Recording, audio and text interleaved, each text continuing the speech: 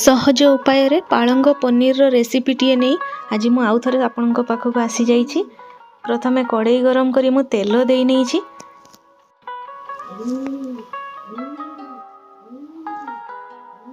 छुंकरे एबे जीरा पकई दवा। जीरा फुटी गला परे आमे छोट छोट काटिकी रखी पियाज को एथिरे पकई दवा।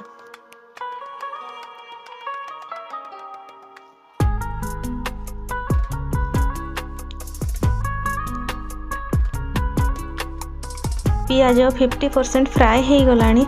एबे सेथिरे आमे छेची रखी अदा और रसुण को दे दवा। ताको हल्का कसी नवा।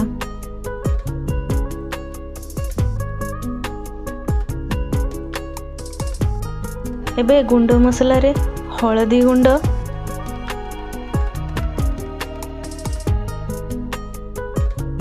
लंका गुंड,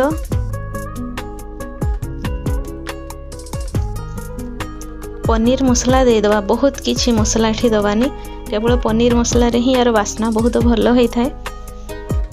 मसलाटी को हल्का कसी नवा।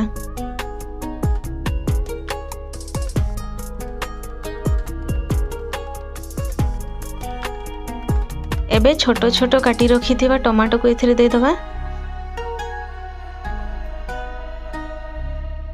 टमाटो को मध्य मसला सहित कसी नवा।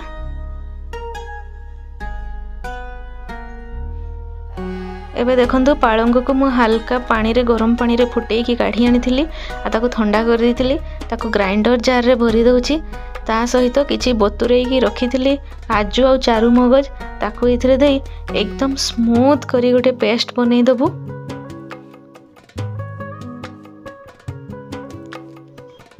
मसला कसी ही जाइछि। एथिरे पालंगर पेस्ट को हमें ढाली दबु।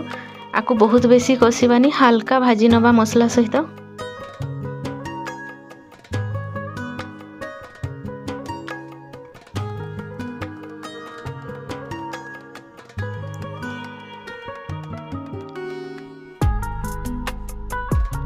अल्प टिके पानी मध्य दे दूची। ग्रेवी हिसाब रे आपण भी पानी दे देबे।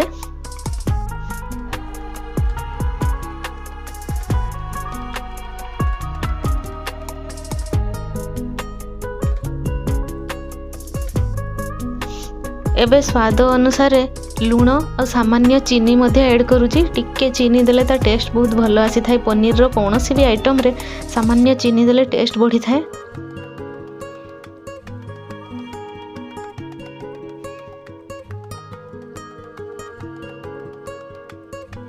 मसलाटी को गोलेगी सब हल्का फुटेई नवा।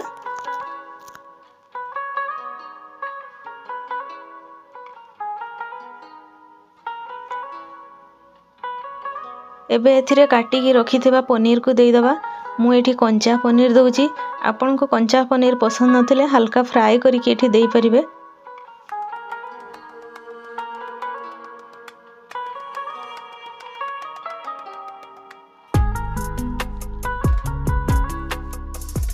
दुई 3 मिनिट आमे आको घोड़ई देबु। तापर 2-3 मिनिट पर घोड़णी काढ़ी देखिबो एटा हेई गलानी। पनीर को बेसी सिझेइबा दरकार नाही, टाण हेई जीव नहले। एठी हमर पनीर टी पूरा प्रस्तुत हेई जाईची। एबे आमे आको सर्व कर नेबो। पालंग पनीर रेसिपी पूरा रेडी।